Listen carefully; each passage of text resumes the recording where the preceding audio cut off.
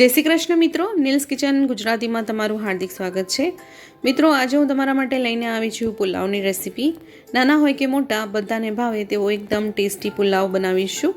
સામાન્ય રીતે પુલાવ આપણા બધાના ઘરે રેગ્યુલર રીતે બને જ છે, જેમ કે લીલવાનો પુલાવ, વટાણાનો પુલાવ, તુવેરનો પુલાવ અને મિક્સ વેજીટેબલનો પુલાવ। તો આજે આપણે બનાવીશું ચોળીનો પુલાવ। ચોળીનું સામાન્ય રીતે આપણે શાક બનાવીને ખાતા હોઈએ છીએ, પણ ચોળીનો પુલાવ પણ એટલો જ ટેસ્ટી બને છે। ઝીણી જે ચોળી હોય છે પાતળી, એને આપણે સમારીને ઉપયોગમાં લઈશું, અને આ રીતે જાડી ચોળી હોય બિયાવાળી તેના દાણા કાઢીને ઉપયોગમાં લઈશું। તો અહીં મેં 250 ગ્રામ જેટલી ચોળી ઉપયોગમાં લીધી છે, જેમાંથી બિયાનો ઉપયોગ વધારે કર્યો છે, એટલે કે દાણાનો ઉપયોગ વધારે કર્યો છે, અને પાતળી ચોળી છે જેને થોડી સમારીને લીધી છે।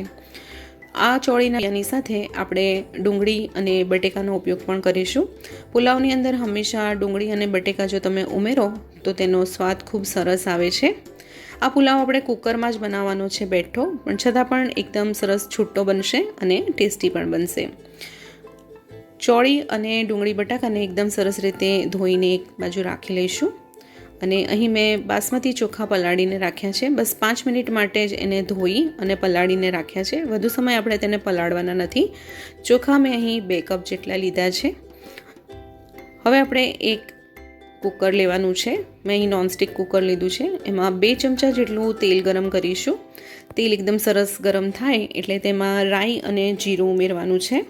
જીરું અહીં મેં ઉમેરી દીધું છે, અને રાઈ પણ ઉમેરી છે। સાથે આપણે ઉમેરીશું તમાલપત્તા, 2 કટકા લાલ મરચાંના ઉમેરીશું, 1 બાદિયાનું ફૂલ ઉમેરીશું। બાદિયાનું ફૂલ ખૂબ જ સરસ ફ્લેવર આપે છે પુલાવમાં, તો તે ચોક્કસથી ઉમેરવું।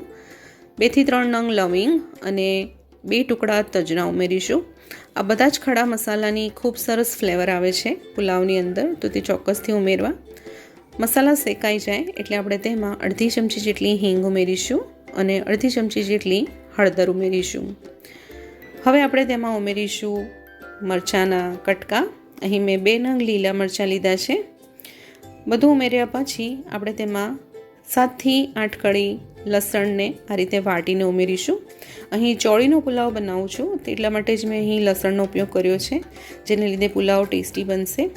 તમે તુવેર તેમજ વટાણાનો પુલાવ બનાવો તો તેમાં પણ આ રીતે લસણ ઉમેરી શકો છો।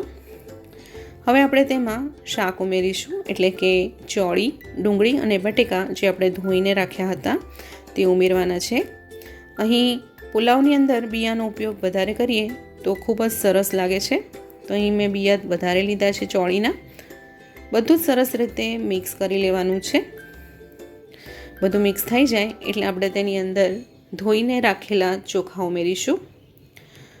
અહીં તમારે પાણી ઉમેરતી વખતે ખાસ ધ્યાનમાં રાખવાનું છે, જો ચોખાને તમે 10 થી 20 મિનિટ માટે પલાળ્યા હોય તો પાણી ખૂબ ઓછું ઉપયોગમાં લેવાનું છે। અહીં મેં બસ 5 મિનિટ માટે ચોખાને પલાળ્યા છે, એટલે આપણે અહીં 2 કપ ચોખાની સામે 2.5 કપ જેટલું પાણી ઉમેરીશું, 2.5 થી 3 કપ જેટલું।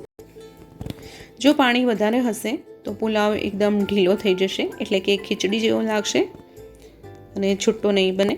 તો આપણે અહીં 2.5 થી 3 કપ જેટલું પાણી ઉમેરી દીધું છે।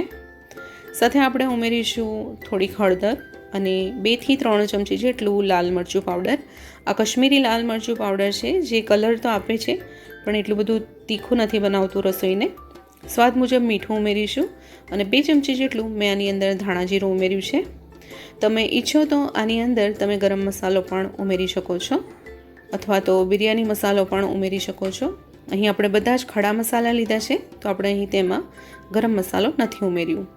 હવે અહીં ખાસ સામગ્રી ઉમેરીશું, જે છે ઘી। 2 ચમચી જેટલું ઘી ઉમેરવાનું છે। ઘી ઉમેરવાથી પુલાવ એકદમ સરસ છૂટો બને છે, સાથે એની ફ્લેવર સરસ આવે છે અને સુગંધ પણ સરસ આવે છે। હવે આપણે ધાણા ઉમેરી દઈશું।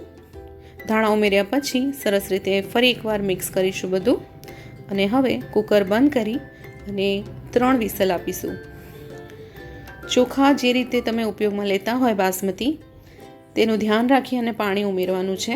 ઘણીવાર ચોખા જે હોય જૂના હોય તો પાણી વધારે પીવે છે, અને નવા ચોખા હોય તો પાણી ઓછું પીવે છે।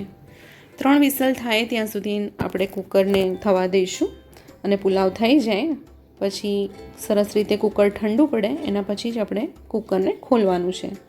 તો 3 વિસલ થઈ ગઈ છે, અને હવે આપણે અહીં જોઈ લઈશું તો આપણો પુલાવ એકદમ સરસ રીતે ચડી ગયો છે, તમે જોઈ શકો છો એકદમ સરસ દેખાઈ રહ્યો છે।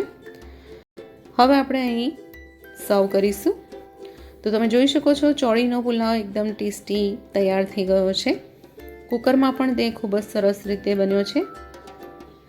મિત્રો, જો તમને આ રેસીપી પસંદ આવી હોય તો તમારા ફ્રેન્ડ્સ ફેમિલી સાથે ચોક્કસથી શેર કરજો અને રેસીપી તમને કેવી લાગી તે પણ અમારી સાથે જરૂરથી જણાવજો। અહીં આપણે પુલાવને તમે મસાલા દહીં સાથે, કઢી સાથે અથવા તો છાશ સાથે પીરસી શકો છો। અહીં મેં તેને પાપડ અને સિરકાવાળી ડુંગળી સાથે સર્વ કરી છે। સિરકાવાળી ડુંગળીની રેસીપી પણ હું બહુ જલ્દી ચેનલ ઉપર અપલોડ કરી રહીશ, તો તમે તે ચોક્કસથી જોજો। ફરીથી મળીશું નવી રેસીપી સાથે। આવજો।